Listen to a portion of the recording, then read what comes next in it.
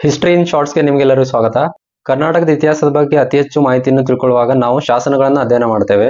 ಶಾಸನಗಳ ಪೈಕಿ ಒಂದು ಮಹತ್ವದ ಶಾಸನವಾಗಿರ್ತಕ್ಕಂತಹ ಐಹೊಳೆಯ ಮೇಗುತಿ ದೇವಾಲಯದಲ್ಲಿ ಸಿಕ್ಕಂತಹ ಮೇಗುತಿ ಇನ್ಸ್ಕ್ರಿಪ್ಷನ್ ಅಂದ್ರೆ ಮೇಗುತಿ ಶಾಸನದ ಬಗ್ಗೆ ನಾವು ಇದರಲ್ಲಿ ಮಾಹಿತಿ ತಿಳಿಯೋಣ. ಕರ್ನಾಟಕವನ್ನು ಆಳಿದ ಅತ್ಯಂತ ಪ್ರಸಿದ್ಧ ಮನೆತನಗಳಲ್ಲಿ ಒಂದಾದ ಬಾದಾಮಿ ಚಾಲುಕ್ಯರ ಮನೆತನದ ಬಗ್ಗೆ ಮಾಹಿತಿಯನ್ನು ತಿಳಿಸುತ್ತದೆ. ಈ ಶಾಸನವನ್ನು ಹೊರಡಿಸಿದ್ದು ಚಾಲುಕ್ಯರ ಪ್ರಸಿದ್ಧ ದೊರೆಗೆ ಆಗಿರ್ತಕ್ಕಂಥ ಇಮ್ಮಡಿ ಪುಲಕೇಶಿ. ಅದನ್ನು ಕೆತ್ತಿರ್ತಕ್ಕಂಥ ಕೀರ್ತಿ ಸಲ್ಲೋದು ಅವನ ಆಸ್ಥಾನದ ಕವಿಯಾಗಿರ್ತಕ್ಕಂಥ ರವಿ ಕೀರ್ತಿಗೆ. ಈ ಶಾಸನದಲ್ಲಿ 3 ಮಾಹಿತಿಗಳನ್ನು ನಮಗೆ ತಿಳಿದು ಬರುತ್ತವೆ. ಒಂದು, ಈ ಶಾಸನದ ಪ್ರಕಾರ ಪಲ್ಲವರ ವಿರುದ್ಧ ಚಾಲುಕ್ಯರ ಜಯವನ್ನು ಇದರಲ್ಲಿ ತಿಳಿಸಲಾಗಿದೆ. ಎರಡನೇದಾಗಿ, ಇಮ್ಮಡಿ ಪುಲಕೇಶಿಯು ಉತ್ತರ ಪತೇಶ್ವರನಾಗಿರ್ತಕ್ಕಂಥ ಹರ್ಷವರ್ಧನನ್ನ ನರ್ಮದಾ ಕಾಳಗದಲ್ಲಿ ಸೋಲಿಸಿದನೆಂದು ಇದರಲ್ಲಿ ಉಲ್ಲೇಖ ಸಿಗುತ್ತದೆ. ಮೂರನೇದಾಗಿ, ಐಹೊಳೆಯಿಂದ ಬಾದಾಮಿಗೆ ರಾಜಧಾನಿಯನ್ನು ಸ್ಥಳಾಂತರ ಮಾಡಿರ್ತಕ್ಕಂತಹ ಮಾಹಿತಿ ಕೂಡ ಇದರಿಂದ ಸಿಗುತ್ತದೆ.